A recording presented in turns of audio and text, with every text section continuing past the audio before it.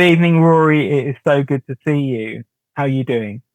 You too, mate. Great to see you. Yeah, we're good. End of a good week, and yeah, just finishing up and chatting to you. Very good. Yeah. Fantastic. Well, thank you for taking the time out to speak to me today. And we've got So, something. Well, we've got lots of exciting things to talk about, but we've got something behind me to talk about as well.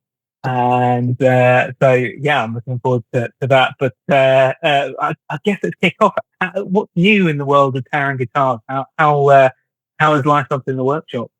yeah, we're really good. We're really good. We've got some great projects going on. We're very close to starting our 200th guitar. Can you believe it? So yeah, that's a big project that we're working on, and yeah, we've got some yeah, it's just really interesting builds. We've got uh, a new model that we've just released, a parlor guitar. What else is going on? We've got new back bracing designs. Which yeah, lots of kind of new materials that we're using as well. More kind of locally sourced materials. So yeah, constant evolution. It's all very exciting. It's great. Well, yeah, I mean, you say there's a lot of things new. There's a lot for us to kind of break into and chat about there. I guess one of the things that is kind of not a new landscape, but a changed landscape for Taran Guitars is that it's very much a kind of a team kind of collaborative effort these days. You've got Zaki as your head luthier. You've got Kaylin. You've got Gemma as always. And I know you've had apprentices before, like our friend Annie. But how have you found that kind of transition from being a luthier that kind of builds on his own to kind of having and managing a team, and how's that impacted Taran Guitars production? Yeah, I think that's a really interesting question. I mean, it kind of felt like quite a natural thing to get people into the workshop. I kind of got to a point about, oh, jinx, 6, 7 years ago, maybe, where, I was really struggling to keep on top of everything because there was just so much work. So yeah, I kind of had people in, and then Annie came, which was just a real eye opener to me. What you could achieve when you had like-minded people in the workshop. It was just phenomenal. So, and then she left, and Zach came along, and yeah, Zach came to the workshop when he was 13, first of all, and he really wanted to be a guitar maker all those years ago, and I couldn't give him a job at that age because the insurance company wouldn't have allowed it. So, but when Annie left, I phoned his mum and asked if Zach would be able to come and give us a hand in the workshop, and he arrived 2 hours later, and yeah, so he's been here since. So it's fantastic. And I think yeah, there's when you got kind of really hyper practical people in the workshop, and people that like Kalen's ability to kind of oversee stuff, in terms of videos, photography, and he's very good at capturing what we do. It kind of opens a whole new world to what you, for myself, what I can take time to focus on. And I've always been really keen on development. It's been my driving force from the beginning. And when you're really busy, you can't, if you're just yourself, it's very difficult to kind of harness that because you're being pulled in every direction. Any business, everybody's got their hand out. So you're constantly trying to kind of keep everybody happy. But when you've got a team, it's just like you yeah, I try and run it. There's no kind of hierarchy in the workshop. It's like we're all very equal. There's like everything's discussed down to the tiniest detail, and you know what we're like for details. So it's uh, everybody's got a say. Everybody signs the soundboard. Everybody's to the point where like we all have our own things that we do, but we could all do those things because we've all done it, but it just so happens that some people are better at other things than other people. So we've kind of naturally fallen into these roles. So yeah, I think with to like the notion of going back to a workshop just by myself is terrifying. I just couldn't do it. So, I mean, above all, it's like this, like every day we have a laugh, we have a really good time. So, we get out, we take the dog for a walk and we have lunch together and it's like family, So, and that's why, I mean, instruments, they take so long to make, they're like, and our build time's like 8 months now. And you're like, so it's like, if you're spending that much time on something and putting that much love into it, if you don't get on with your team, then it's like there won't be any love to put in it. So yeah, that's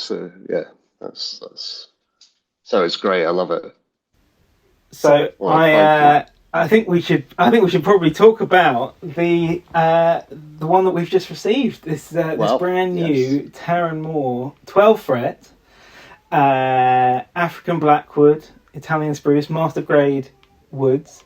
What can you tell me about it? What can you say? Because it's a Well, spec build as well, isn't it?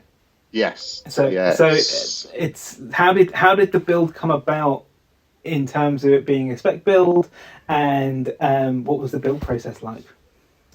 So basically, this guitar, we were looking at the model range. We run a young players bursary. And basically Flo Perlin, she was awarded the bursary, it was a couple of years ago now, and she wanted an instrument that was really different to what we kind of do.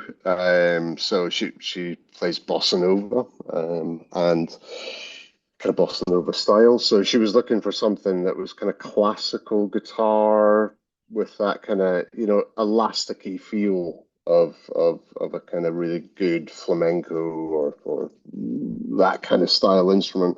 So, but with steel strings. So we were like, right, okay, that's quite an ask. So we basically went back to the drawing board and I'd always thought, we had the Taran, so the original Taran, which is much smaller than the Taran Moore, and I always felt that there was an instrument between the Taran and the Chigger Beg. I just felt like there was a kind of a finger, like a true finger style instrument that had more size but was still intimate. And it's, yeah, I mean, we love a 12 fret guitar. All of each one of the range we do a 12 fret version of it. Which is, yeah, like, I don't know if that's different or not, but yeah, we do because we love it so much. So basically, we built flows. That was great. It was tunnel 14 redwood and Malaysian blackwood. And it was fantastic. It was had all of the kind of the characters that she was looking for. So and we're like, right, okay, we're going to introduce this into the range. So, and basically, I just got really excited and built a maple one and African Blackwood one, which is currently sat behind you, because I was so excited and I wanted to see what they sounded like in the two polar opposite woods.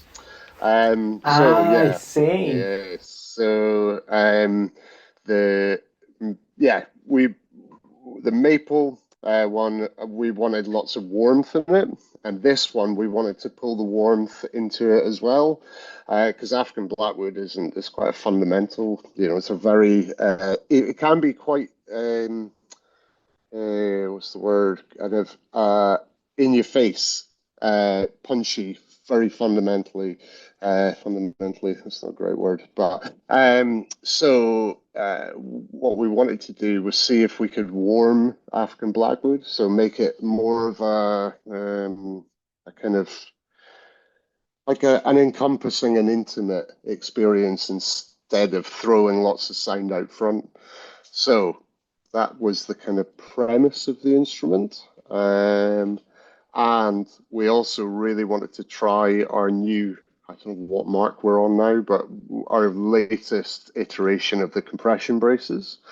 Yes, I was going to ask you So about that because yeah, you and I spoke a bit before about this having the kind of the latest iteration or sort of evolution. I think this is. Did you say this is maybe the third guitar that's got this bracing on it now? yes, third, yeah, it's the third one. This was the first one with African Blackwood, because Yeah. we've kind of um, basically we build a huge amount with African Blackwood. We're lucky enough to have a good supply, and we it's a wood that we know really well. Like we um, I, if I don't build many Brazilian rosewood guitars, just because we don't get the wood through the workshop. And so when it comes to building with Brazilian, it's great, and we know what we're doing.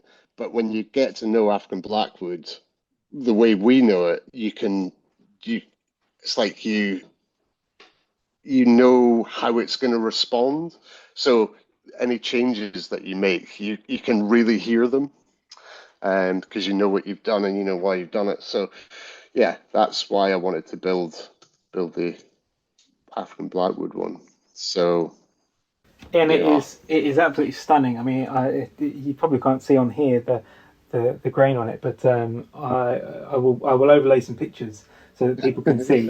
yeah, It is absolutely stunning, and it's the thing that really kind of strikes me when I play it is just the immediacy of it in terms of um, it's like I can hear the notes before I've plucked them. Really, it's really strange. And obviously, I know that there's the sound port here, and obviously the cylindrical back helps to kind of project the guitar, but project the sound out of the guitar. But there's something about it that's just so it's immediate. It's amazing, and that's something that I've not found a lot before. And so and then obviously with the 12th fret as well. I love a 12th fret. I love the kind of sweetness that it gives you, and so yeah, I feel like it's you're able to do things with African Blackwood that I wouldn't expect from an African Blackwood guitar, really. mhm. So massive congratulations to you because this is incredible. It's just an astonishing instrument. So what can you tell us about, or is it a bit of a trade secret? What can you tell us anything about the this new sort of evolution of the compression braces? Yeah, absolutely, absolutely. So our old braces, they had a have we got any? No. So they had a top to them, because basically we needed the braces to hold the back in its cylindrical form before it was glued to the side of the guitar. So now what we've got, we'll come back a bit. Um, First of all, we realized that the material that the top of the braces was made from changed the sound of the instrument. And we're like, okay, so if it changes the sound, what happens if it's not there? Because once the back is glued onto the sides, you don't need those bits going along the top of the brace because the sides are doing the work. So we're like, right, okay. So through lots of testing and designing and trial and error, we came up with what you see now, which is basically, I shall get you one.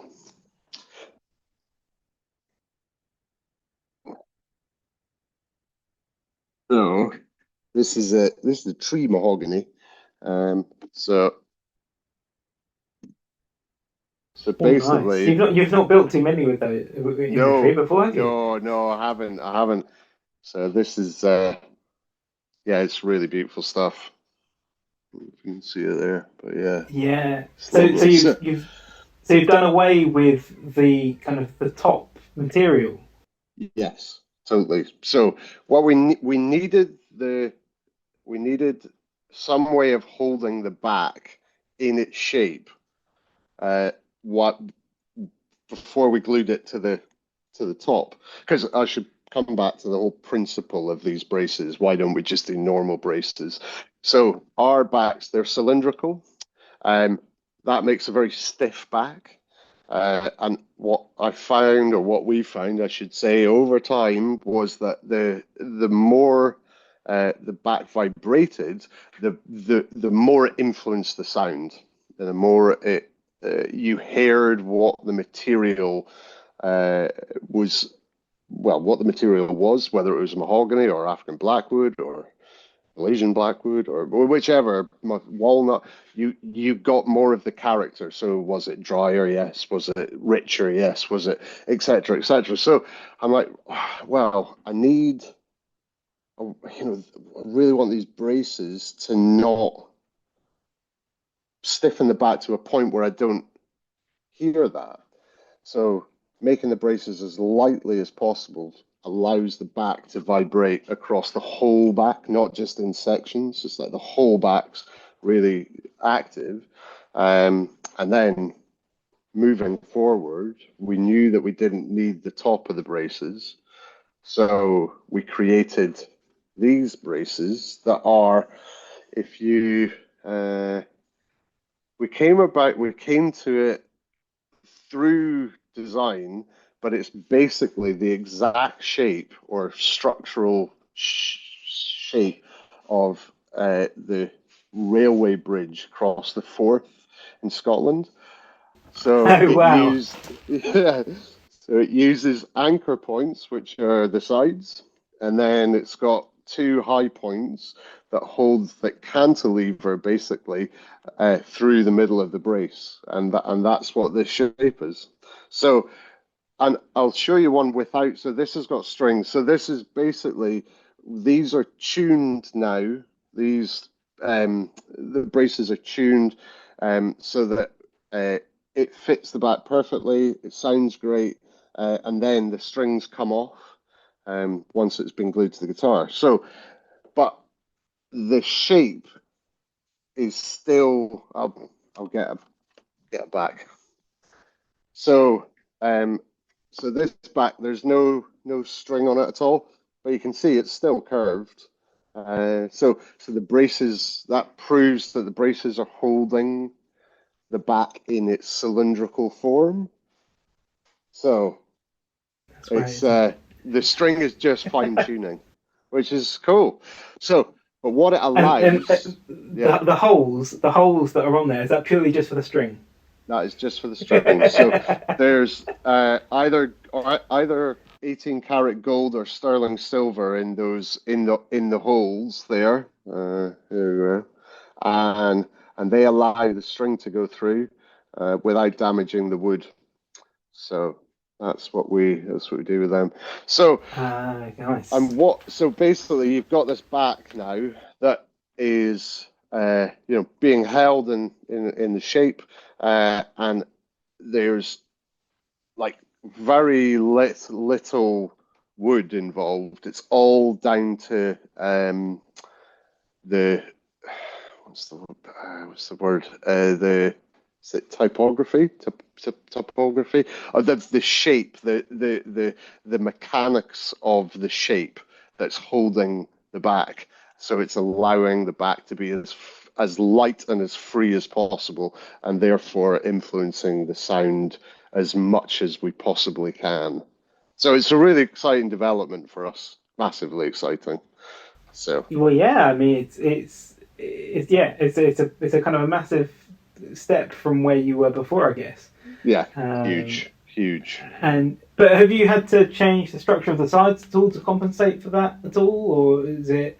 I mean, so we use a structured side. So we use basically, so if you can see, so basically we've got an inside side, and then Polonia, which is a really fast growing softwood that is incredibly strong and very light. And then we've got the outer side. So, and it makes it makes really stiff side unit. So yeah, there's, have we changed anything? That's been quite a constant. We've done that for years now. Um, so I think with this new one, sometimes we do like a single, not a single, like a just two sides together. But I find there's there's almost a hollowness to the sound that we don't like. So we moved more just to doing these structured sides. And that really works with these sides. But I mean, like I say, it's held in that position. So the sides aren't, they're doing work, but they're not doing as much as you think they're doing. So yeah. So And I guess it's not, it's not the back is still braced. It's still kind of, it's still got a that kind of reinforcement to it. It's not like oh yeah. it's a real kind of delicate thing. So I No, guess no, not at all. you know it's Yeah. all gonna it's all working together in terms of that with the sides. There's not too much kind of like you said, not too much work for the sides to do anyway, I guess. No. I think as well,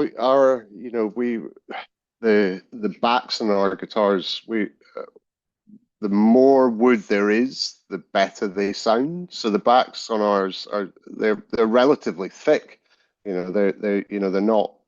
not wafer thin. There's a lot of wood there because the more wood there is, the better it sounds. But there's that balance because we have to be able to get it into the curve of the back. So but that's tuning. That comes down. It comes down to, you put standoff point one from a bit of wood, and it just softly goes into the mold, and it's just spot on. If you're forcing it in, then it's no good at all. These things have to they've got to want to go together. They've got to want to go into those shapes, those forms. So yeah. And you went for Italian spruce on the top for this one. What kind of informed your choice of Italian spruce over a Swiss or even Adirondack? We find the Italian spruce it's got a kind of, uh, I think it's my favorite. I think it's the guy's favorite as well. It's yours. Zach's nodding his head. Um, there's a power to it that you get from like you would get from Adirondack, but there's a warmth to it that you get from like German. So it's really poppy. It's got loads of spring to it, which is something Swiss I don't find. So and for the way we build, that's our that pop and kind of what's the word? Kind of like its liveliness. It's want to kind of shimmer. That's what we look for in the top. So Adirondack, incredible at that. It's amazing, but there's a kind of it's difficult to warm. It's very difficult to warm up. It's quite, punch in the face kind of stuff, especially when you dig in. Especially if you set it at like a high response level, it's like, yeah, I mean, it's incredible. So, and this is Adirondack here actually. So yeah, it but we'll set that at a really low response level. So I maybe should explain response level. I don't know if it's something that people talk about, but because all of our instruments go to clients, every client, every player's got a different, different want from an instrument. So drop some names, but Martin Simpson, he's a really heavy player. So we set his guitar at kind of medium to heavy response level. So when he digs into that guitar, it doesn't fall to bits. It just grows in sound, loads of headroom. But if you gave that, well, certainly to me, I couldn't do anything with it because I'm quite a light player. So, um, so if I was building for myself, I would want something that had a light response level. So basically, I wouldn't need to drive it to be able to get those notes to bloom. So, and that the guitar that you've got there, that's set. It's probably like light to almost, well, light to medium. So it's got a lot of headroom. It makes it a very versatile instrument. I don't know if you've noticed, but there's not much that you can't do on it. I did notice I was playing various different things, a bunch of fingerstyle stuff. I was sort of using some strumming as well. I was teaching myself Stuart Ryan's his arrangement of Black as the Color, which is in like a open G minor tuning, and it just sounds huge in that, and it kind of really chimes. So yeah, it was one of those things where I was just like everything I kind of played on it. I was like, it just handles it massively, and I'm not a really sort of heavy player. I'm not someone like Martin Simpson. I'm probably a bit more like yourself in terms of a lighter player maybe, but yeah, it's just so versatile, and that's something as well that just made me think it's just there's nothing it can't do really. But I guess that kind of segues nicely onto talking about.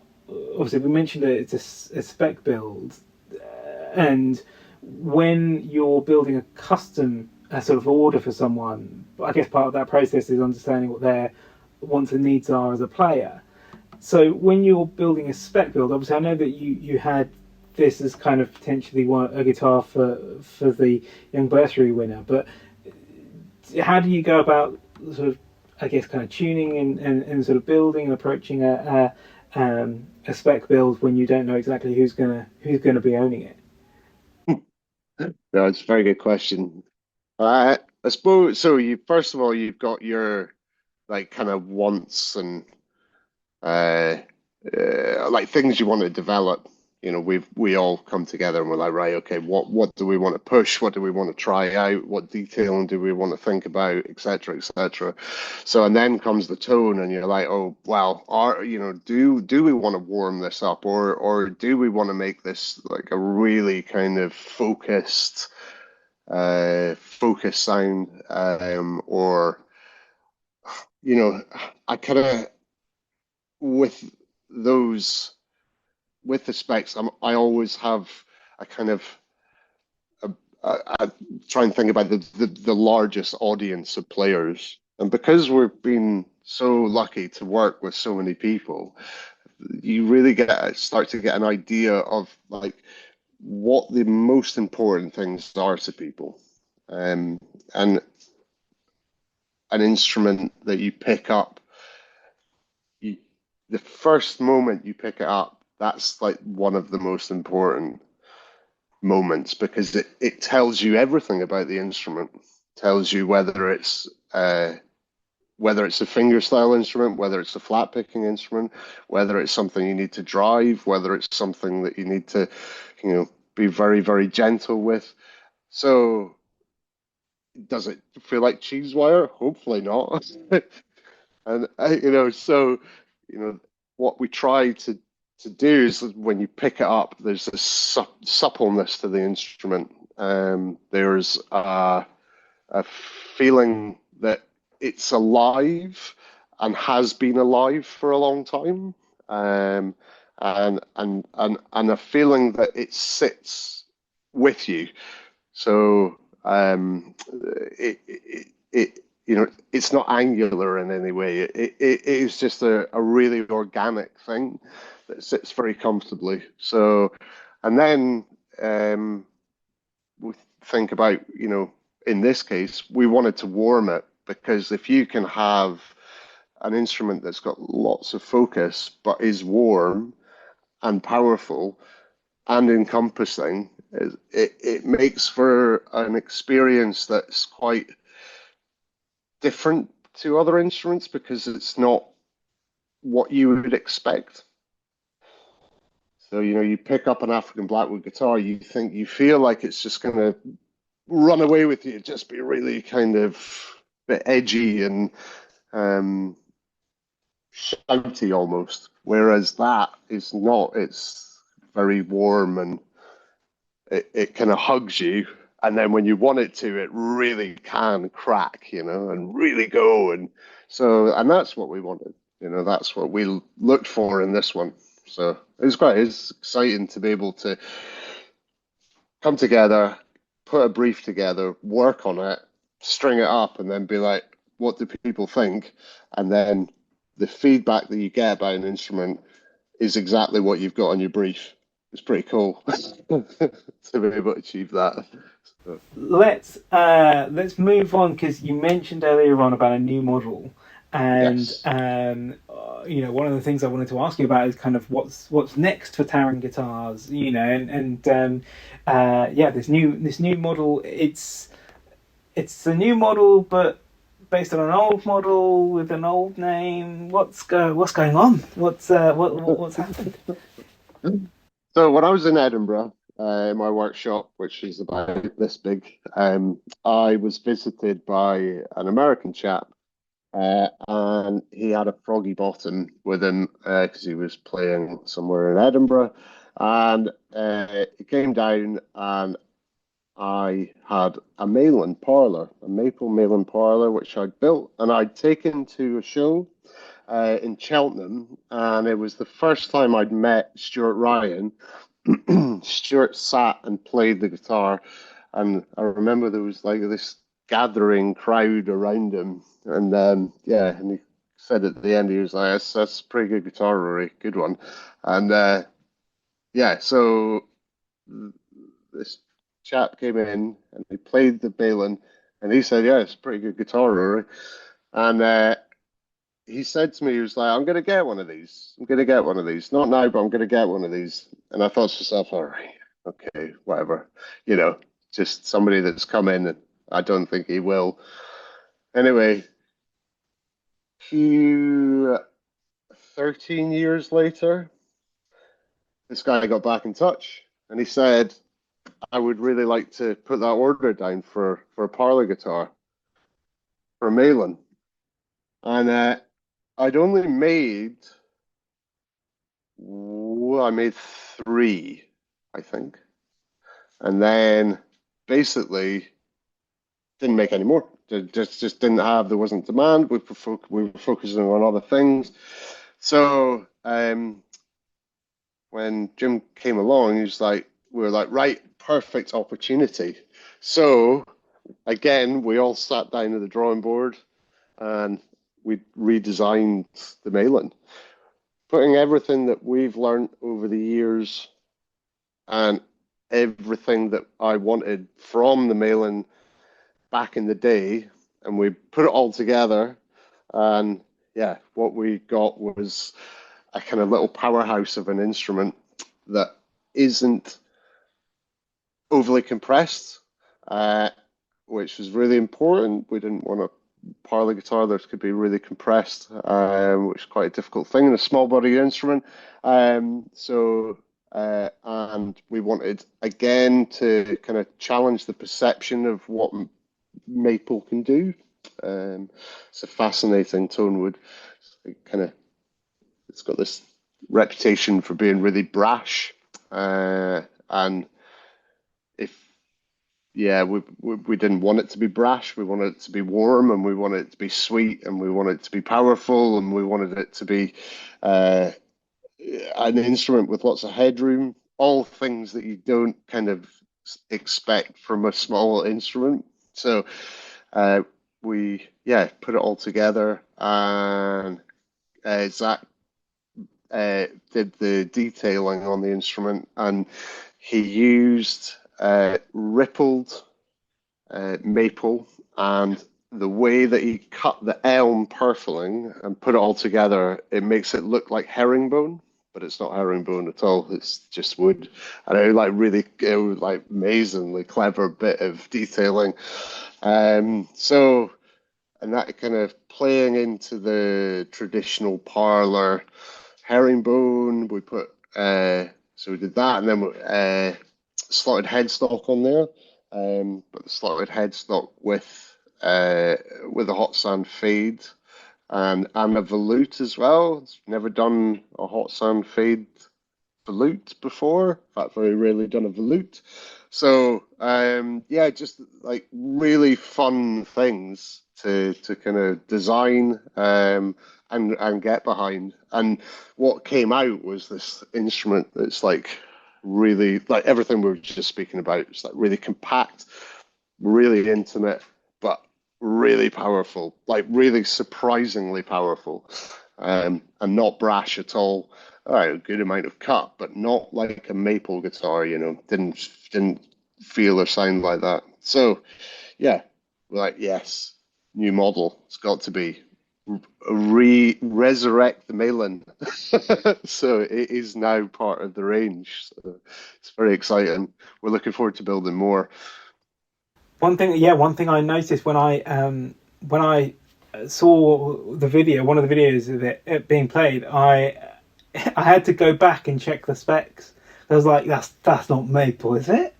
That does not sound like maple. I went back and had a look, and I was like, oh, it is maple. But yeah, you're right. It does not sound like maple. You've really kind of challenged, I think, what maple is capable of there, and kind of trying to really, I guess, kind of defy that reputation that it's got, really. So again, congratulations on that guitar, because I mean, it looks great as well, and yeah, love the slotted headstock as well, and the hot sound fade on that as well. So yeah, massive congratulations on that guitar, and I can't wait to play one. Well, thank you, Richard. No, thank you. Yeah, it was a cracking one. We're always, yeah, yeah, trying to persuade the guys that we should do a Fenland oak one. That'd be pretty cool. Be very nice. That sounds. So yeah, we'll see. We've got lots on, so slotting another spec in is not gonna be a thing. But anyway, there we go. And I guess to finish off, like I saw you at String Break, which was obviously a great day. It was a very busy, very kind of whirlwind day. Really, it was a lot of very passionate guitarists and collectors there, and obviously a really great selection of Luthiers. Um, how did what did you take from that day, and um, how do you feel? How would you describe the current landscape of British Luthiers? It was when I started building guitars, it was like 18 years ago, and there was the kind of old crew, the kind of Stefan Sobels and Roger Bucknalls of the world, doing great work, cool. But there wasn't the kind of like excitement that there is now, and I think what's really great to see is like people not scared to try new things. And that was highlighted so much at Spring Break. And there was like, it just like everybody was just so pumped on building and guitars and new stuff. And, there wasn't, you know, it, everything was, I don't know, it felt really accepting, It's like you had everything from, quite trad work all the way through to, pretty out there kind of stuff. And everybody was just like, yeah, brilliant. And the quality of the work, wow. I mean, it was just phenomenally good. Absolutely incredible. It's like everybody's pushing, we're all pushing and like helping each other as well. That's what I really enjoy. It's like I speak to quite a few builders, but some builders that are very early in their career, and I'm always give the advice that I can, and I'll always be straight up. I'm not shy in showing, sharing, anything really at all, So whether it be bracing, patting, or tuning, or whatever it is, I'm not, I never shy away from sharing that, because if we don't, then it's like, where'd you go? What's next for the industry? So I think, yeah, for me, it was everybody just super excited about everything. So yeah, it was great, absolutely brilliant. I think it's in the best state that I've seen it in my career, although it's relatively short. 18 years, it's not that long, but it's definitely it's just in a really exciting place. There's a lot of really good builders. So I think as well, like what you can kind of glee or gain from talking to people that do it in different ways. I've come away from that. Well, we've all come away from it, but like like if we think about things in a different way, there's one thing that I saw, Daniel Lukes. I was the first time I've ever seen in the flesh an oil finish next to a lacquered finish, and the way he achieved that it was so beautiful. It was incredible, and as I'm trying that on a client's instrument, so you're like, wow, that's cool, Like it's like direct from that show, from his work. Now we are trying it. I don't know if I'll be able to do it. I really hope I'll be able to do it because I've never done it before. You said it on here now. I know, totally. Don't worry. I have spoken to him, and he's delighted. He's delighted that we're trying it, so it will work. But yeah, I might need to get Daniel up here to do it. He's a nice guy. I'm sure he'll Yeah, come up. And hopefully. you recently reopened your books for your order book for the first time in quite a while. These builds are for, is it 2027 these are for? We closed the order book. It was nearly it was 2 years ago, and we opened it again in April. And yeah, so this is basically builds starting late 26 into 27. So we've got a few slots left at the end of 27. So yeah, and then yeah. So I don't know if yeah we may close it. One of the things I uh, don't like is having a massive order book. I've had it, when Zach first started, we had a 5 year order book. 4.5, 5 years. It's like it makes it makes it very difficult to change direction, to do new things, to try new stuff. So you're kind of living in the past. You're kind of living in what you did 4 years ago. So, and it already opening the order book has kind of yeah, it's changed the whole kind of changed everything, because we're like, all right, we've got that time and we'll develop in there, and yeah, so it's nice to be open again. So, but I'm gonna keep it finite. TaranGuitars.co.uk if you want to secure a build slot. Is that right? Yes, that's right. That is correct. So yeah, there's a page on the order page. Get in touch, and yeah, we'll take you through the process. So And this guitar is available now through us here at the Six String Collective. Get in touch with us if you want to make it yours, or if you have any questions. And hope you can you can play it and love it as much as I do. Well, Rory, thank you very much for joining me. It's been an absolute pleasure to catch up, and we should do this again and do a workshop tour, and maybe I'll come up and visit you, and I can enjoy some of that Taran family loving from the team. Oh, brilliant. Absolutely, mate. No, you definitely need to come up. That'd be brilliant. So, no, it's been great speaking to you. And yeah, thank you so much. Yeah, it's just brilliant to be working with you. So, thank you.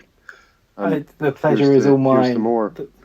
Yeah, it's an absolute pleasure to be working with you, Rory, and congratulations on a sensational guitar. One of obviously many sensational guitars that you've built, but this is glorious. This one, and I'm enjoying having it here. And thank you for joining me, and we'll catch up again soon. Amazing, mate. Well, take care, and we'll speak very soon. All the very Speak best. soon. Thanks. Cheers, pal. Bye.